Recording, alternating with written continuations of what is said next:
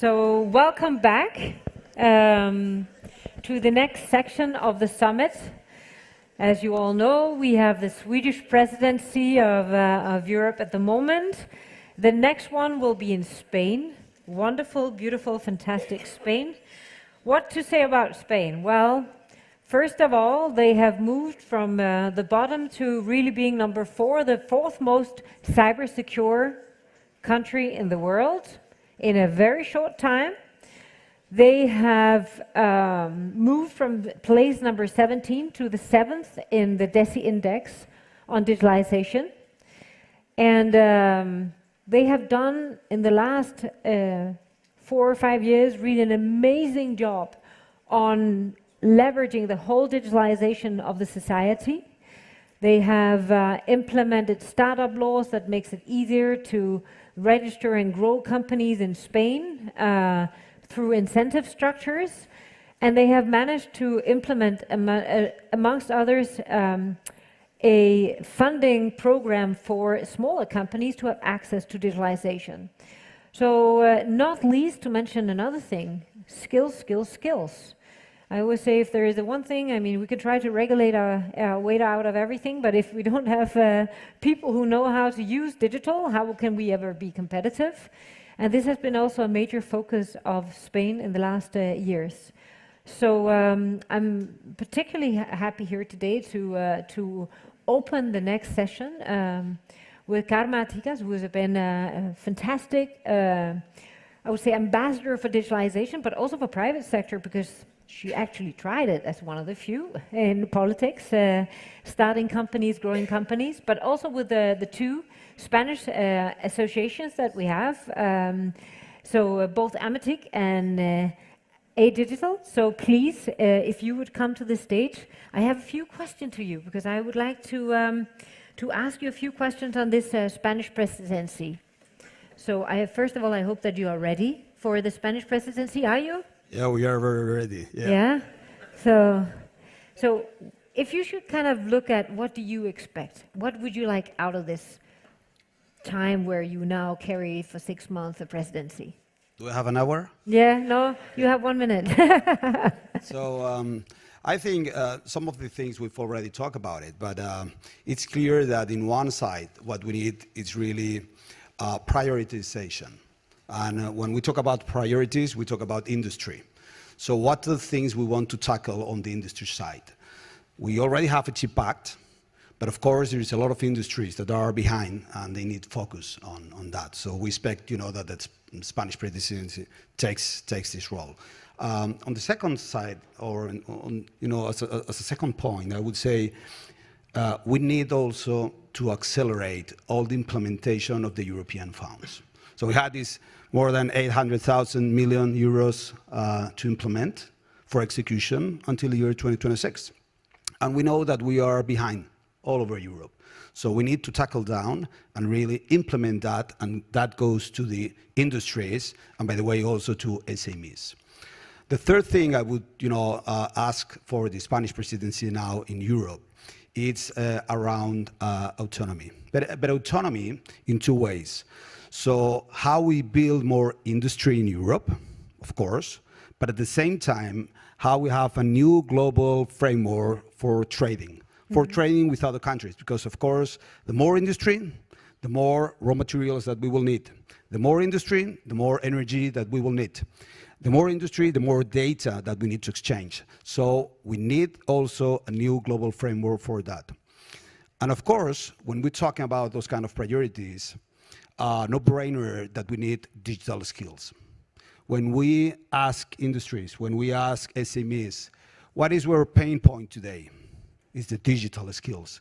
So most of them, they have a plan, but they don't have the people to do that. So how to boost all that? And by the way, in areas which are critical today, like data, AI, cybersecurity, how we do all those cyber campus that we have now on mind.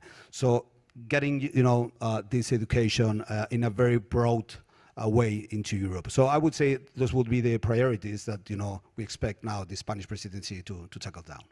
Thank you so much. And so from Amatik, and you already have one, good. Let's then hear, from you, Miguel, and from A Digital. What would be your kind of major priorities here?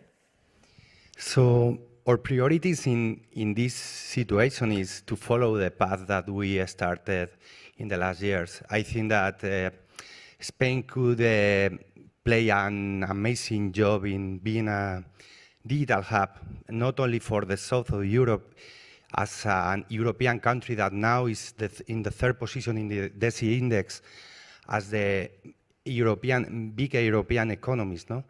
I will say that now we have the strength to say that we need to be more vocal and we need to be very active in this European conversation about digitalization. And the Spanish presidency is going to lead many of these topics. I will say that in Spain we have 15 unicorns. That is something that was expected 5 years ago, for instance. We have this global gateway position on connectivity with Africa, with Latin America, with the US. And also we are defining like a policy framework that could allow us to define public funding and better regulation approaches in emerging technologies, which is the big debate that we are facing these days. And in this case, we need to play an open and attractive role as a territory where innovation could happen. And in this case, our experience is that nowadays we have more than 450 scale-ups in Spain. And all these scale-ups are cross-sectional, different sectors, but all of them are using emerging digital technologies as a way to innovate and being operational competitive. So that is for us the key momentum, and I will say that we need more Europe and we need to play this role. Thank you so much. Thank you so much for your contributions. Let's give the gentlemen a hand.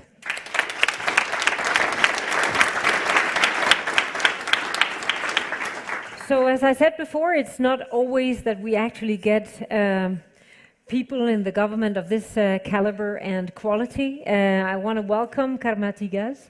You are the State Secretary for Digitalization and Artificial Intelligence. Please welcome on stage.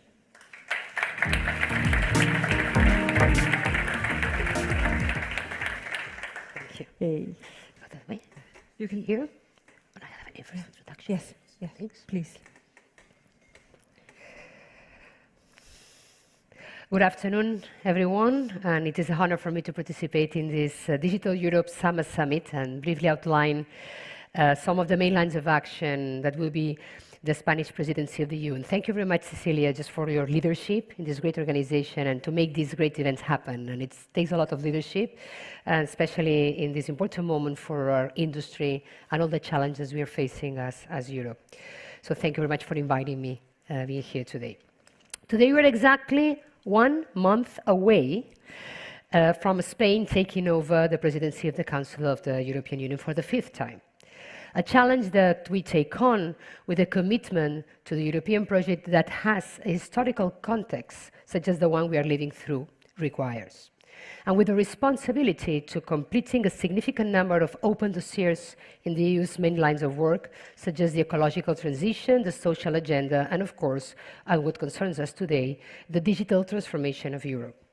As you know, the digital transformation is one of our priorities of the country that we are building for our future generations. Over the last 3 years, we have developed a program of reforms and strategic investments that have positioned Spain on a higher step in the leading seat of digitalization in EU. We wrote down the Spain Digital Agenda 2026, our strategy in digital matters that has already changed Spain forever. A step forward that we take on with a clear commitment to lead the urgent regulation and disruptive technologies such as artificial intelligence. The regulation of artificial intelligence is one of the clear priorities of the Spanish presidency of the EU. In recent years, the rise of AI technologies and their integration into our economic and social model has been important to the agenda of all member states. The impact in recent months of generative AI at social, cultural, and media level has put AI at the center of all public debates and headlines. AI is now a definitive part in our lives, creating global awareness of the benefits to improve the efficiency of business and workers in all sectors. No one today doubts that it is a revolution that is here to stay.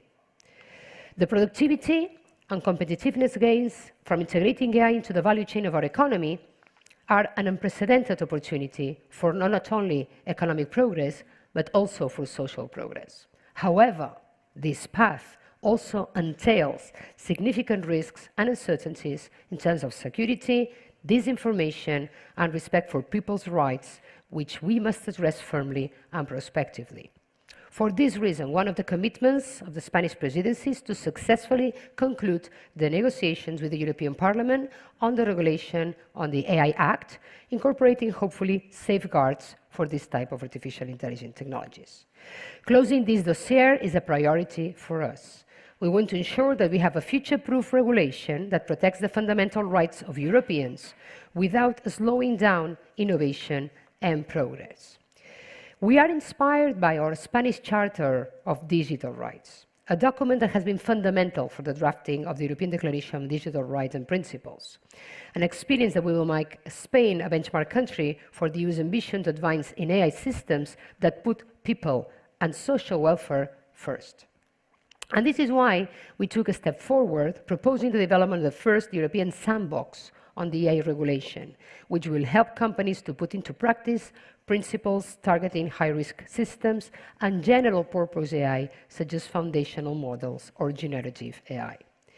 These developments in the field of AI are expected to be presented in the next AI Alliance Assembly to be held on November 16th and 17th in Madrid. On another front, the Spanish presidency will also be the time to prioritize the reinforcement of European cyber resilience. We are committed to advancing the Cyber Resilience Act. We find it fundamental to ensure that software and hardware products put in the market have fewer vulnerabilities, and users are aware of the importance of cybersecurity for the protection of their data, among other things. In this regard, it will be our task to ensure a general approach for this cyber resilience regulation is reached in the EU Council to start negotiations with the European Parliament and, time permitting, to adopt a final text. The Spanish presidency will also aim to conclude the negotiations for the Interoperable Europe Act. But we want our presidency to have a unique seal, a unique mark, just technological humanism. That is, human-centric development of technology, putting digital rights on the forefront of this regulation. That is, a rights-oriented regulation. In recent years, Spain has tried to bring this vision forward because we believe that in the differentiating factor it brings to our policies at European level. Our presidency will therefore be the last one before the European Parliament elections, and it is an opportunity, therefore, to talk about the future, a future that ensures Europe's competitiveness globally.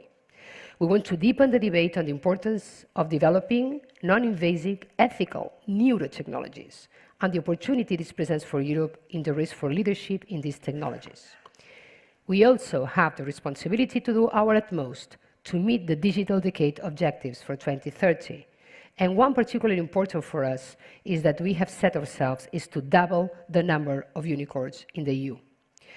And we have done using that nationally, we are to have a serious debate on the conditions of excellence for the creation and growth of tech startups in the European Union, an objective which we will work with the help of the European Startup Nation Alliance, ESNA, which was founded by Spain, Portugal, and Austria, and that counts already with a number of member states.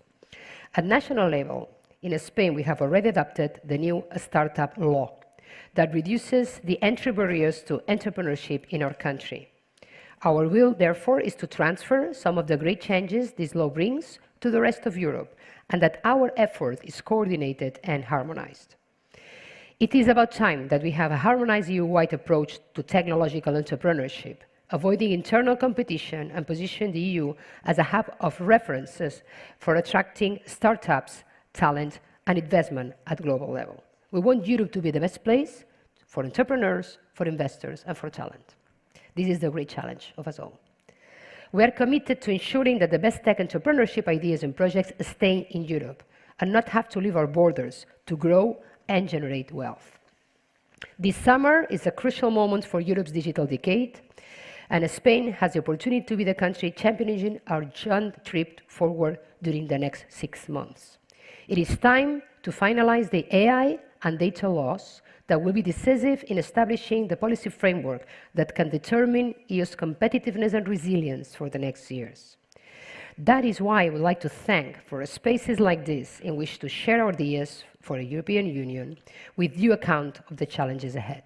Spaces and fora like this in which experts, legislators have the opportunity to share ideas and move forward together towards a Europe already ready to lead the digital revolution. Thank you very much. Thank you so much. Thank you so much. So, the last presidency before the whole, the big elections, right? So a lot of file on the tables. So if you look at this presidency, what do you think for digitalization will be the most important thing for you guys to kind of carry out, and some of the priorities that are at the heart of what you want to achieve? I would say that the number one priority for us is to finalize the AI Act. I think Europe has been working for the last 3-4 years already in putting in place a legislation that controls the out-of-limits development of technology. And we have all realized now that that has a lot of risk, not only for companies, but also for our society and also for our human existence itself. I would say that when we were starting to do the regulation, everybody was looking at Europe saying, okay, here comes the European legislators, the hyper-regulating everything. We will be faster because we are having no regulations in the US or in China or in Singapore or whomever. So we will do it faster, we will be more innovative because here comes the hyper-regulators of Europe. And we say, no, but we really are pushing for this third way. We don't like the way where data is on the hands of private companies in the US or in the hands of governments like China. We want the third way where data is in the hands of the citizens and we put the limits to the technology evolution and we participate in the governments. But that third way is not longer the third way. It's the only way. Because the rest of the world now realizes that the only way is that we put limits to technology. And when we see now that all of a sudden, even the American companies want to regulate themselves, or even China is worried about regulating deepfakes, we cannot afford that now we are slow in putting that regulation in place. So really encourage all the efforts from the next trilogue, starting with Sweden, and of course we are devoting all the energies to try to finish it regulated as soon as possible, because I always say that the AI regulation is more than a legal standard, is more than a technological standard, is a moral standard. We're going to tell the world what is acceptable or not. And even that is legal in the US. If Europe sets up I would say, the threshold here, what is morally accepted, then even though it's legal in your country, probably me as citizen, I'm going to allow this to do that with my data or with this AI tool or high-risk applications. I think that would be our number one priority, to finish the AI Act. Hopefully that the Swedish finish the Data Act and the IDAS. If not, we'll have to inherit that dossier also and put it together. And the second priority is encourage entrepreneurship. And I think entrepreneurship, and we have had this conversation with you many times, how important it is that we have European be the best place for entrepreneurs, but not only for startups, but also for scale-ups. Because we are producing the same number of startups in Europe that are produced yearly in the States, exactly the same number. The problem is when these companies need to grow, one, they do not find in Europe the money to grow at scale, and they don't have the market because our market is not unified. And these are challenges we need to overcome, because we need to become more competitive. We have done something in Spain that I think it's useful to share. We have created the largest deep tech fund that now is in Europe. It's an 8 billion fund to support the Spain-based companies in the areas of deep tech, because we want them, I would say, because I don't want any single idea that does not find in Spain or in Europe all the necessary money to become a unicorn. That is not happening today. We only have 3 1 billion funds in Europe, while you have hundreds of 1 billion funds in the US. So putting up all these discussions is also part of our interest during the presidency. And of course, the Latin America connection with Europe, that thanks to our presidency, will be encouraged with the EU CELAC agreements and the digital partnerships that we are ready to establish with different Latin America countries. Thank you so much. Really exciting. So we just finalized and published yesterday the study, our AI sandbox, and you can say that's kind of a pre-regulatory sandbox, right? It's like to see is the regulation, I mean, the companies, do they understand it? Do they have an idea on how to implement it? Will it make them stay? Will it make them more competitive, less competitive? What do they expect in terms of cost, et cetera, et cetera? And one of the takeaways was that first of all, they had really a hard time understanding what risk category and what does it mean. I mean, and we calculated the compliance cost to be around, for high-risk areas, to be minimum around 300,000 euros for a startup. So how do we go about that? I mean, how are you gonna, I know that you are looking at a sandbox, but these SMEs, I mean, there's no chance in hell that they will have those 300,000, and they would have to hire maybe 5 lawyers where their competitors are hiring like 5 coders, right? So how do we speed this process up? How do we make this so agile that it actually becomes a competitive advantage? I absolutely share the diagnosis you've made with this paper. I think it's very, very timely that you have issued that paper, and it's very helpful for the process we are already undergo with the sandbox that we are already that is already in place in Spain. As you know, Spain positioned as voluntarily elite the future AI Act regulation. We say, okay, we want to future-proof it. And we want to do the job together, legislators and practitioners and the technology companies. Why don't we set up in place a regulatory sandbox, imagining that the regulation is already in place? What should we do? What should I ask? What is the data set I need to ask you to test that your algorithm is not biased? What is a high-risk application? What is algorithm transparency? Let's put that in place. Let's put that in a practical manner so that when the AI Act is in place, we don't need to take 2-3 years thinking about how am I going to do this, because this painful process, we already suffered it with the GDPR implementation. And that especially was harmful, as you have already pointed at, with SMEs. SMEs cannot afford to pay a lawyer, and I always joke to say the next European unicorn will be a legal tech company, because we really need an AI tool to really navigate with a huge amount of legal procedures we have created, and this cannot be affordable. And if it's not affordable by the SMEs and they are not implemented, we are with the same risks the whole population, because I mean, there's a huge amount of SMEs in Europe. So we need to make that job beforehand and make it easy. How are we approaching this? We have already been working for 7 months on the sandbox, trying to translate the legislation into practical things. We have already 7 guidelines, implementation guidelines, very specific, very technical, and also best practices. Last Monday, we finished the public consultation process for the royal decree that will regulate the invitation for companies to participate in the sandbox. And now it comes the practical part. The practical part is to inviting like 12 different companies that have high-risk applications, some in regulated environments, some in non-regulated environments, big companies, small companies, SMEs, developers. We'll make a selection of that. We will incorporate 2 generative AI companies. In fact, Sam Altman from OpenAI confirmed his interest. It was a result of the invitation. We launched him last week when he visited me in Spain. So he has accepted the invitation, say, I would like to participate in the European sandbox. The European sandbox is run by Spain. So of course he needs to get through the same processes of anyone, but it's a good thing that they're open to participate in the sandbox. So what we aim to do is work together with the practitioners to put those guidelines in place. And the outcome will not only be the correction of those guidelines, iteration, and say, this is what we mean when we say algorithm transparency, this is the test you need to do, the audit you need to do to ensure that this is not biased. We would like to go a step farther. And with all this knowledge that we will generate, end up providing a platform for companies to adapt automatically those guidelines. Spain will also be the first country in the world on having our National Agency of Supervision of AI that will be launched before summer and will be operative in 6 months' time. So by the time you're finishing the sandbox, the National AI Supervision Agency will be in place.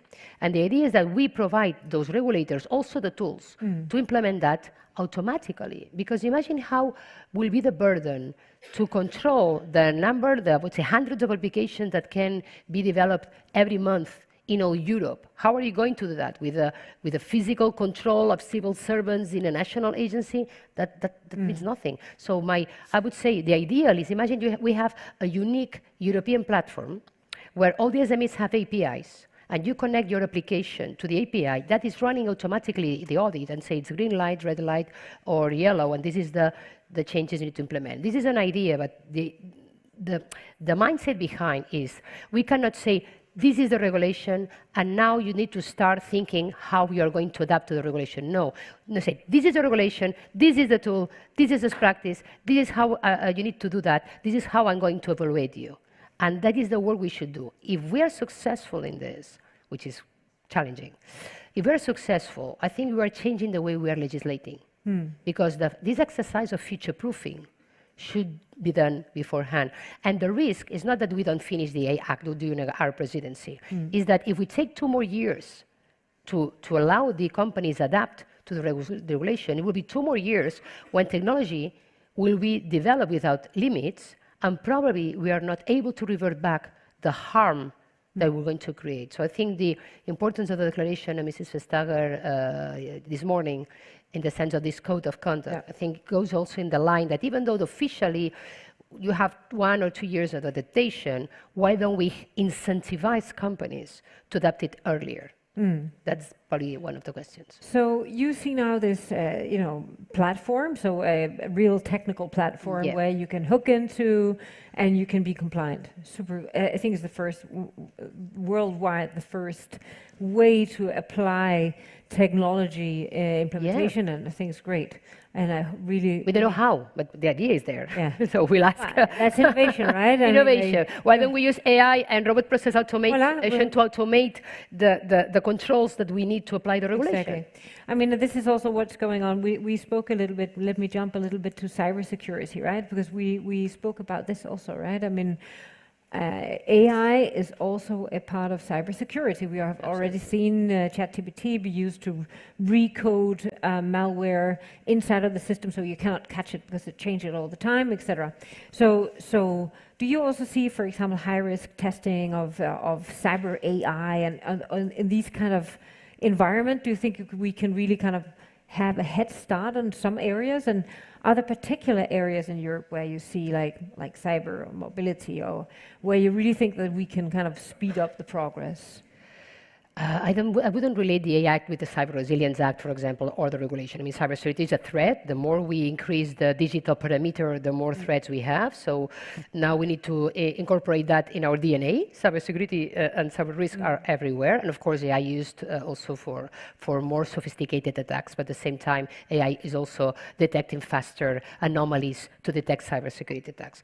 I think the challenge of the AI regulation is that the matrix of high-risk applications is maintained in a dynamic way. What we consider a risk today cannot be a risk tomorrow, or what it is not a risk today can become a risk tomorrow. So I think the challenge is, if we have the right, I would say, coordination body at a European level to maintain a unique database of high-risk applications classification that is only one for the whole Europe, and we keep that directory active and updated every time. And of course, cybersecurity has its own controls. Of course, there are high-risk applications linked to cybersecurity threats, but I think that is embedded in the classification of high risks. So let me jump to another piece of legislation. So you spoke a bit about, we've been working on this 4 years. I mean, industry has been heard a lot in the AI Act, and we've given a lot of input. There's another piece of legislation that might be potentially be on your plate, which is the Data Act, right? We just issued a letter last week, 6 CEOs saying like, are you really going to force us to share our data? And what kind of risk for competitiveness? Do you understand the risk of competitiveness? So how do you see the next steps on the Data Act? I mean, will it also be a part of the discussion? Can we get industry heard more? I think the industry is struggling a little bit to keep up with the speed of these regulations. So how do we make sure that we can maybe during the Spanish presidency or being like more involved? Because I think industry is like looking at it and thinking, wow, it's going too fast. What's the next first step? of all, I'd be more than happy to congratulate that the Swedish finished the Data Act, and we don't need to inherit that because we have a lot of work to do. So I would like to celebrate that the Data Act has come to consensus, and as you know, there have been points that have already a great consensus, and what it cannot be is that on the B2B part there is no consensus. I think that it's important that the voice of the business are heard. If they have not been heard so far, we should find the fora to raise all those concerns. And I think that we all agree that the European industry needs to evolve to a data economy, but that has a lot of challenges and probably a question of timing. It is true that we have not been good in moving yet to this data economy, that this movement cannot be reversed, that at the same time we are encouraging data sharing, for example, with European industrial spaces, but we need to find incentives. For example, we are leading in Spain the European industry space for tourism. I clearly see the incentives. I mean, in having a more personalized global offer between the hotel reservation, the restaurant reservation, or the leisure activity reservation. And we have a more complete profile of the customer that enables our industry to be more competitive. So I would really see the importance of data sharing between European companies in the European space. But the risk that we open up the data before we are mature enough to get ourselves the benefits of the data economy, that is the risk we need to assess. And also probably we need to find those incentives, encouraging our European companies why they need to share the data. So I think that's a very important point to not to oversight. We cannot push forward a legislation where the industry doesn't see the benefits.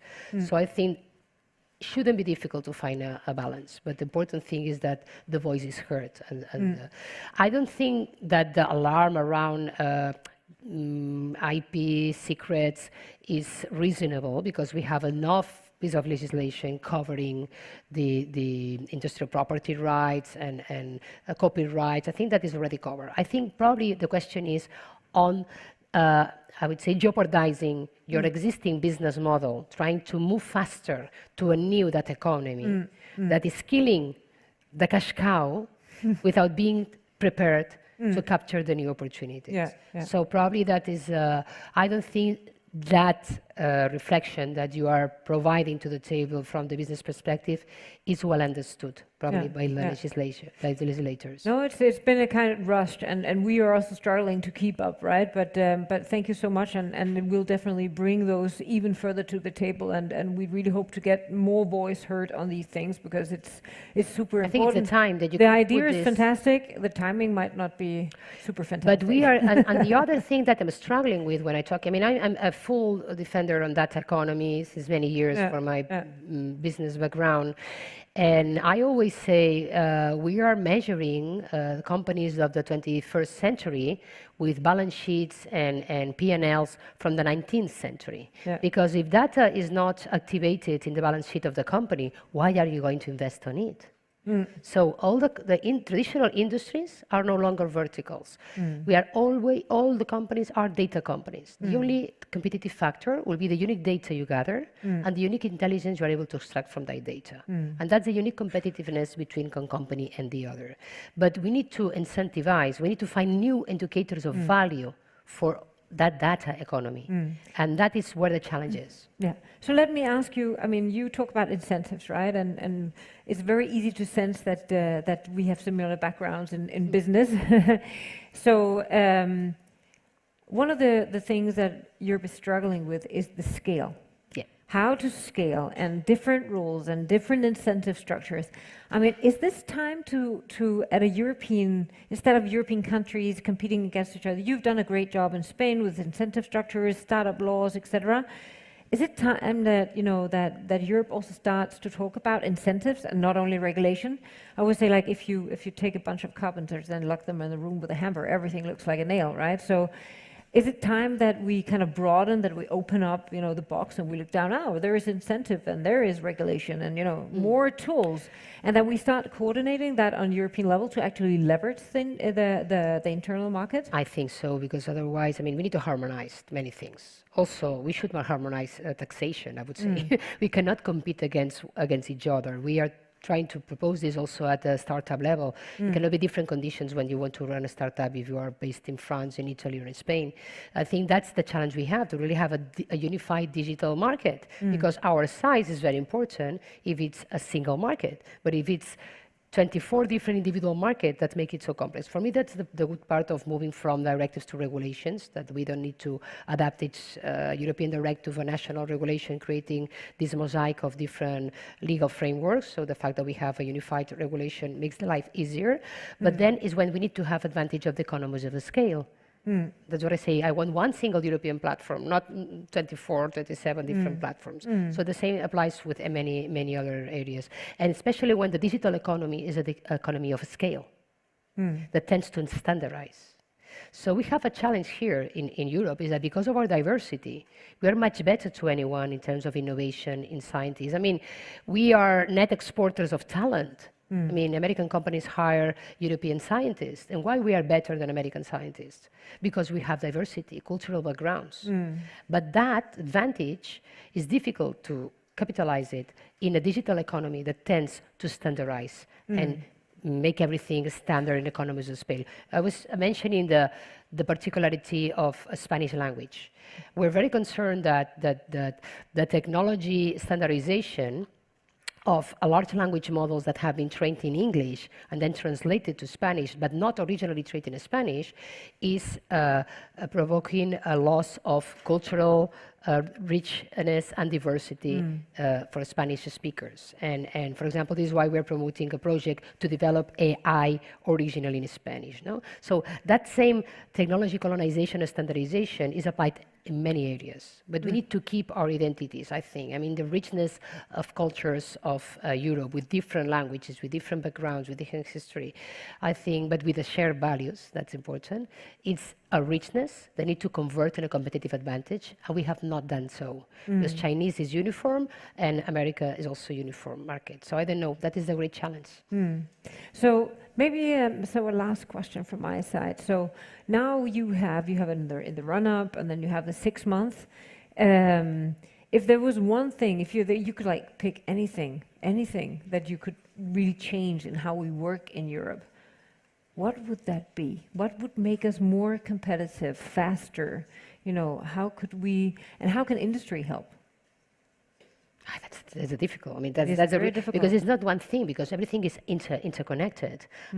For me, it's skills. Number one, you've mentioned that. We need to be able to train and to in the new necessary skills for jobs that are not yet exist, and companies that we have not yet identified what's going to be the next business model. So now we have ChatGPT in the schools. That is questioning. We need to teach our children for the jobs of the future. What are the new skills that we will require to make us competitive? The reason why China is so competitive is because they started a training program of mathematics and computer skills since kindergarten, but already 10 years ago, or 15 years ago, and also did Korea.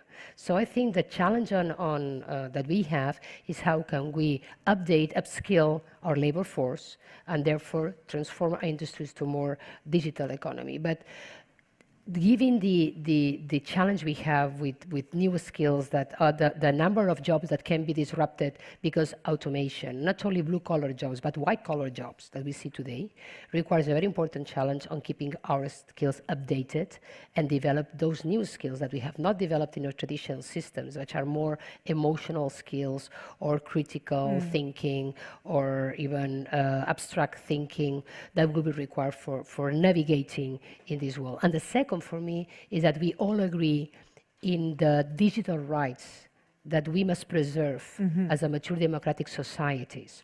And I always say that we are in a transition generation between two models. One that is no longer valid, that is the result of industrial revolution, that doesn't work. Doesn't work the industrial model because it's polluting. Doesn't work the economic model, doesn't work the social model. And now we're designing a brand new model that is not yet designed. And we're in between, in this transition. And therefore, we have a commitment for the next generation that we need to solve two important problems. That we do not solve it, there will be no second chance. One is the climate change. I mean, we're seeing now, probably we are in point of no return in many areas. If we don't solve it forever, there will be no planet B. And the second is all the ethical and existential risk challenges of technological development. Okay? And if we don't solve it right now, when we don't solve it now, and the Act cannot be implemented, and all these safeguards cannot be implemented, or we're doing it wrong, there will be no second chance. There will be not in time to revert back the harm that we're going to the next generation. But the challenge we have is that while the climate change fight is something that the young generations are taking as a flag and have convinced the older generations to embrace, on the digital rights, the young generations are not considering that a flag because they cannot claim for rights they don't know they have. How are they claiming for intimacy rights or privacy rights while they have never had them? How are they going to claim the right to control their data while they have never had it? So it is our generation that needs to remind that we have some democratic values that cannot be missed, and we cannot pay that price for this technology evolution. And for me, that is the thing that concerns me most. So if Europe is able to defend the democratic values and principles, even though the digital transition is in place and it is irreversible. Thank you so much for coming here and sharing all your knowledge. I am sure that we will have a platform for being AI compliant, and maybe it's time to discuss those big things: the competences, the skills, the scale, the incentive structures, how to scale, and not least maybe the capital market again for the next commission. Yes. Thank you so much for coming here today.